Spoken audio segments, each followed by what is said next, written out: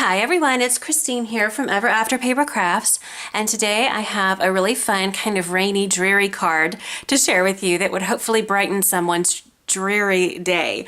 So let's take a look at the card we're going to be working on today.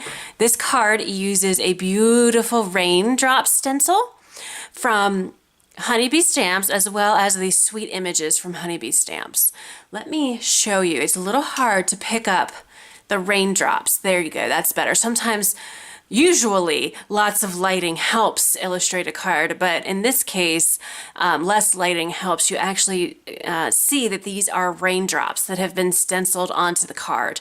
And then, of course, I painted the images here with my zig markers and a water brush. I'll be honest, I tried to fussy cut out this sweet image and I messed up. So I didn't want to throw it away. So I sort of improvised and just used some black twine for the little handles to the umbrellas. I embossed the sentiment here with some white embossing powder. I added some silver Nuvo drops and then some of these confetti clear glitter sequins rather, and then added lots of glossy accents to the umbrella tops of the two different umbrellas that the little girl and the little puppy dog are carrying. So that is the card for today. I'm gonna go over how I did the background and the stenciling, and then we'll do a little painting of the girl. The stamp set that we are using today, again, is from Honeybee Stamps. It's called Seasonal Sweeties, and I love this stamp set. I love all stamp sets from Honeybee Stamps, I really do. But this one, of course, I used this little image down here and then some sentiments from the set as well. So let's go ahead and get started. Again, I thought I would start with the background and then we'll go from there. In order to do the background, I took a piece of Canson XL watercolor paper and I cut it just a little bit smaller than an A2 sized card base. So I cut this piece of watercolor paper at 5 1/4 by 4. I'm going to bring over some, well actually before I bring over my scratch paper, what I want to do is, as you can see here, I wanted to kind of ground the images, so I did kind of like a gray sidewalk, if you will, at the bottom, and then we have the blue rainy sky at the top. So how I did that is I just took some low-tack Post-it note tape and I kind of positioned my paper here on my grid surface, my workstation here that has these grids. You could use a ruler if you don't have a workstation like this, and I'm just going to place some tape and line it up perfectly so it's a straight line right about there. So I have about 1/2 inch to 1 inch at the bottom. I'm now going to bring over my scratch paper and just go ahead and sort of lightly tape this down. This will separate our two parts so I can do the gray at the bottom and the blue sky at the top. I'm using Distress Oxide inks today to do my inking. For the bottom kind of sidewalk or hill or whatever you want to make it, I'm using Iced Spruce. If you wanted them to be in grass, you could use some green inks, whatever you would like to do. I just kind of wanted to use some gray to go along with the kind of dreary, rainy kind of scene that I have created. So I'm just going to use my ink blending tool here and just sort of, I'm going to turn it this way. I think it'll be easier to see on camera. And I'm just going to get the ink onto the paper here. I'm just using a circular motion, kind of starting off the paper and then working my way in. You could use really any type of smooth cardstock or watercolor cardstock to do this technique. I really love using watercolor cardstock for this. I find that the Distress Oxide inks blend beautifully, and I also find that when I add the spritzing with water and also add the stenciling with the glimmer paste or whatever I'm using, it's a good cardstock that really holds up to all of that, all those elements being added to the paper or to the cardstock. Okay, so that looks good for our Iced Spruce. Again, just a little bit of gray there at the bottom to kind of go with our scene. Now what we need to do is remove our Post-it note tape and move it to the bottom so our gray area is protected. So all I'm going to do that is just simply peel off the tape, and that's why you want a low-tack tape there.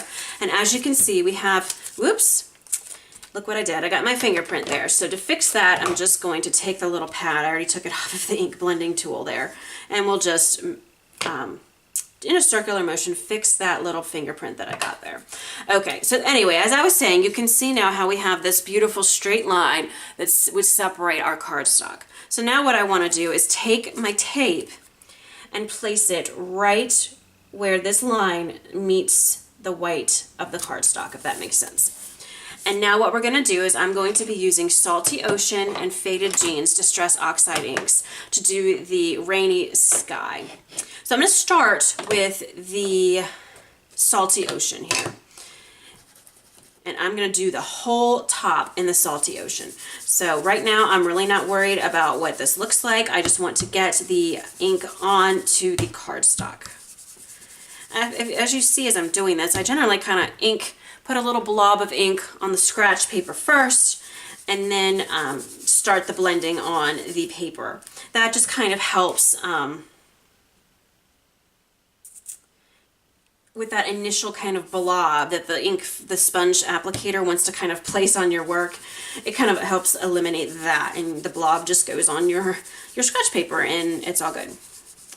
All right, so now that we've done the whole thing with Salty Ocean, we're going to come in with our Faded Jeans, and I'm just kind of going to go around the perimeter with the Faded Jeans just to get some contrasting colors here so we get the look of shading in our sky. Again, we're going to stencil all over this with raindrops, so our sky, this ink is just going to kind of be in the background, but we still want it to look nice because it still will be viewable. You will be able to see it behind the stenciling of the raindrops. So we want it to look nice. So now I've added, as you can see, that Faded Jeans, and now I'm going to come back in with the Salty Ocean and just blend them together.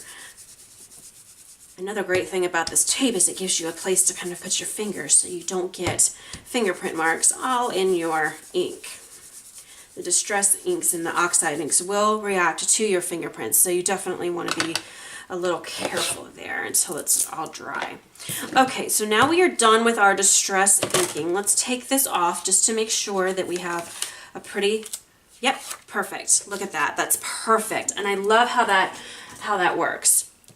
So there you have a perfectly divided little scene there with your blue at the top and your gray at the bottom. All right, let's put the Distress Oxide inks away. We are done with our blending. The next step is to simply take a water sprayer. I'm using a distress sprayer from Tim Holtz. And we're just going to give this a little bit of a spritz here, just to get a little bit of our droplets down.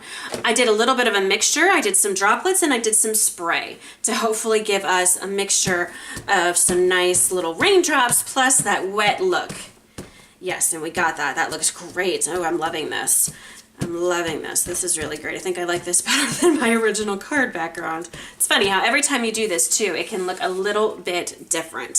So here we go. Here's our background before we do the stenciling. Now what I'm going to do is I'm going to set this aside to dry completely. I blotted it with a paper towel, but we'll just let it dry completely while I do a little bit of coloring, and then we'll come back and I'll show you how I did the stenciling with the raindrop stencil from Honeybee Stamps. So let me bring the original card back over. If you saw my kind of falling leaves card that I did with Honeybee Stamps kind of recently, I did use a similar color palette here, simply because I can't get enough right now of this color combination of the pale rose and the deep red, which I'll talk about here in just a second.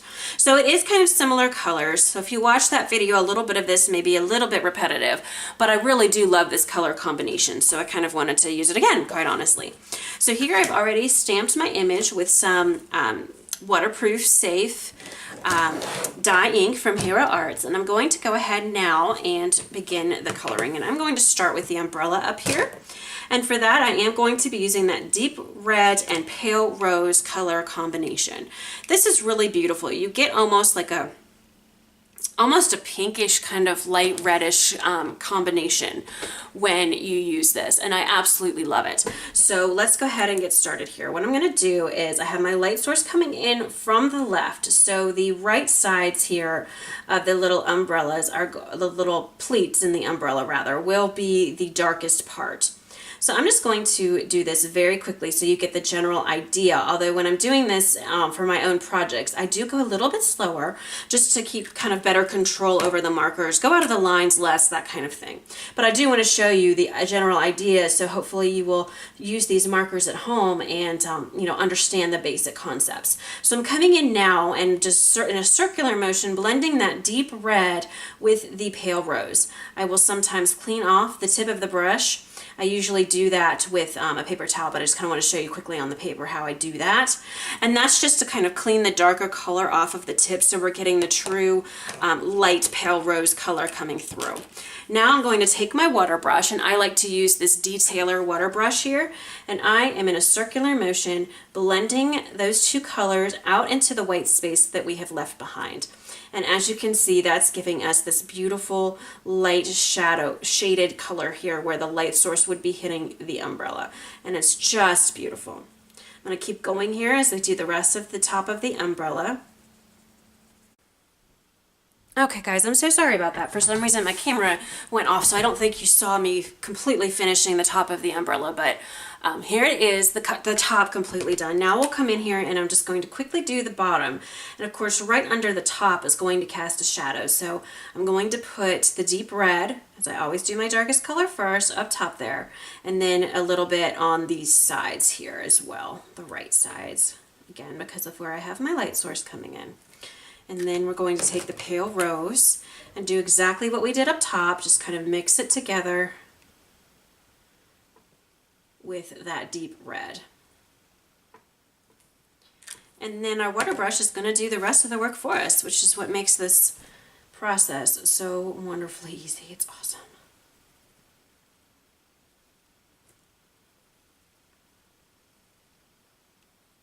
All right. And again, always keep in mind, if you've watched my videos, that I am doing this quickly and from a not the best vantage point, because I don't want my my head in the camera frame or anything like that. So just imagine how much better it would look with such minimal effort if you were just doing this at home without a camera. It really is super easy to do. All right. So the next step here is, let's go ahead and do her coat, since we already have the well, no, you know what, let's do her hair first. For the hair I used brown and light brown to give her just a little bit of a lighter hair color, and I'm going to turn the paper this way, forgive me for doing so. And what I'm doing is I'm just really letting the illustration where there's kind of folds in the hair, and I'm putting my darkest color down there first, and of course right by the face is going to be darkest as well. Wherever there's little nooks and crannies and crevices, that is where I put my darkest color. So I really just use the illustration as my guide when I'm doing hair. I come in now with the light brown and just mix into the white space.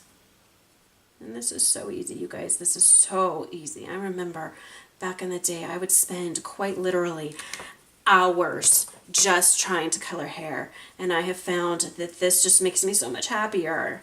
It really does, and that's why I share it. You know, I don't work for Zig or anything like that. I just really love these markers, and as a crafter they kind of changed my crafting life and made me so much more confident with my coloring, because those are the kind of cards that I personally love the most, are the kind of cards where I get to do coloring on them. And I really feel, not only do I feel that the results are beautiful, but I also get this done much quicker, which is great as well. Because there never seems to be enough time for fun crafty stuff, huh? Okay, and that's how I did the hair. Super, super quick and easy. Let's go ahead now and drop down to her coat. And for that, I am using the deep red and pale rose combination again. So I'm going to come in with and I'm going to turn it again, just because it's a little bit easier for me to see, and I apologize if that is annoying. So far, nobody's complained about that, so hopefully it's not impeding y'all's ability to really kind of see what I'm doing. So I'm coming in now. As I said before, I like to work in sections, and I have my light source coming in from the left. So this right side of her coat is certainly going to be darkest. So I'm coming in, mixing this with the pale rose rather, with my lightest color here. Mix, mix, mix, and pull into the white space. And then take our water brush here and mix it out into the rest of the white space that remains. And that will get rid of that line of marker color. Which I love. It'll just kind of effortlessly blend this out so it looks just like a smooth transition from the different shades of the colors. I'm going to come in now with deep red again to finish the coat. Where this kind of where the buttoned part of the coat overlaps this left part of the coat, right here in other words. It's hard to explain with words, so I'm just showing you here. It's going to be darker. There's going to be a little shadow there, and then of course up at the bottom, and then this little doggy's umbrella is going to leave a shadow, as well as under the sleeve here of this sleeve of the coat. All right, now we'll come back in with the pale rose again. Mix it with that beautiful deep red. And I use either a circular motion or a painting motion when I work with these zigs, and also when I bring in the water brush. So simple, simple. I do like to work with a circular motion most of the time. I find that it gets those lines out and helps me have a smoother transition from one shade of color to another. So I do find that the circular motion is the kind of motion that I use the most with my water brush. Sometimes when I'm putting down the colors with the markers, I will use slightly different, maybe like a more painting motion or something, just to get the ink on the paper. But when I'm really blending here with the water brush, I find that the circular motion is the way to go. Just kind of gets those lines out, those kind of watercolor lines. But some people, that's what they're going for, so that's fine if that's what you're going for. For me personally, I like it to have more of like an alcohol marker look, but be easier to use for me than alcohol markers. So this is where I kind of have found that the technique for me is to do it this way, if that makes sense. I feel like I'm sort of babbling today. I apologize, guys. It is a rainy, dreary day here as well, so this card is very fitting for today. I'm now just finishing this sleeve here, and then coming in with the water brush and finishing it up. Now I'm going to do the scarf, and then I'm going to stop with the coloring for today, simply because we still have the raindrop stenciling to do, and I don't want this video to be astronomically long. It's already going to be somewhat long, and I apologize for that. But I did want to kind of show you some coloring today as well. Okay, so I'm doing the scarf now with brown and yellow.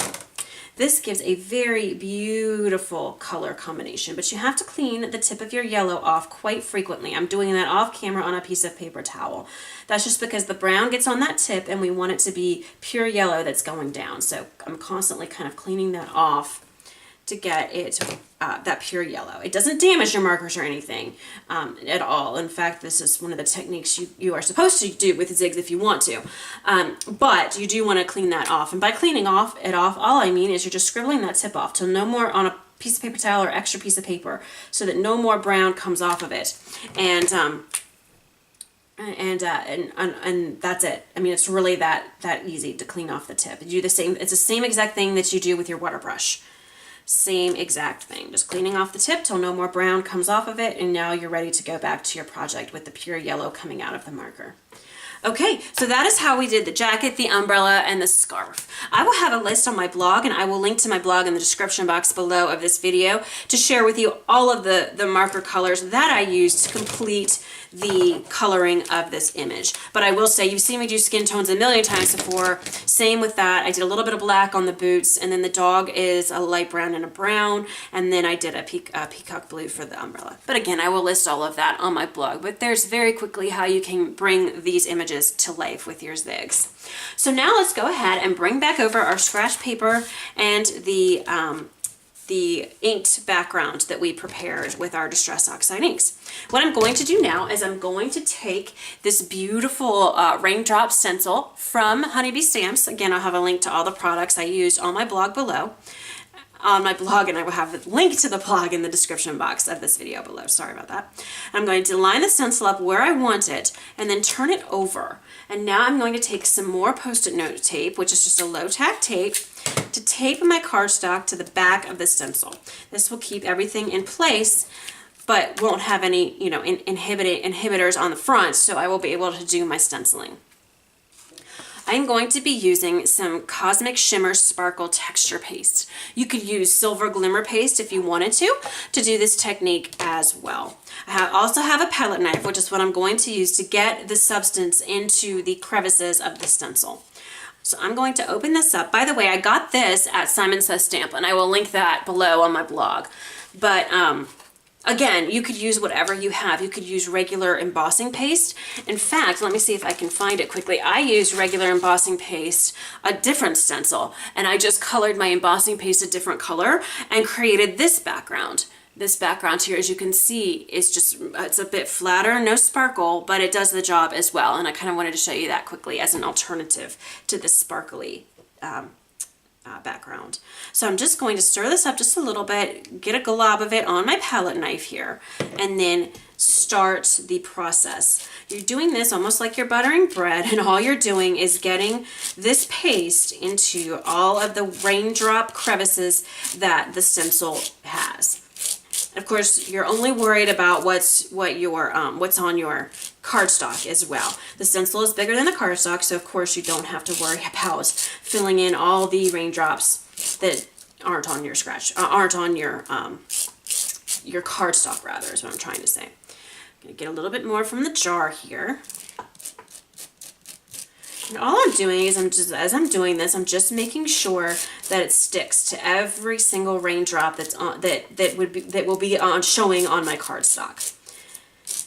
Just want to make sure that there's a nice coating on every single raindrop. So I'm just kind of keeping a watchful eye as I do this, as I go over every raindrop here. I'm just going to get a tiny little bit more just to do this last little corner.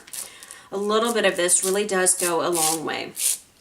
I'm going back over one more time here, just to make sure everything looks good. It's looking really great, so I'm going to go ahead now and pull this off.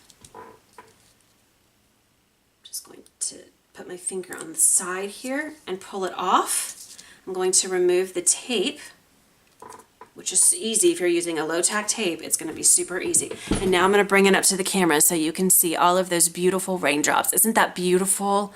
So beautiful and easy, guys, so easy. And then just to finish up the card here, all I did was adhere it once it was dry to a standard A2 size card base, added that sentiment, of course, from the stamp set, added my sequins, and then the images, the girl and the little puppy, stick perfectly over top of this with some good foam tape. So that's it, guys. I really hope that you enjoyed this card for today, and I hope you will give some of these techniques a try. Thank you so much for stopping by and crafting with me today, and I will catch you in the next video. Thanks. Bye-bye.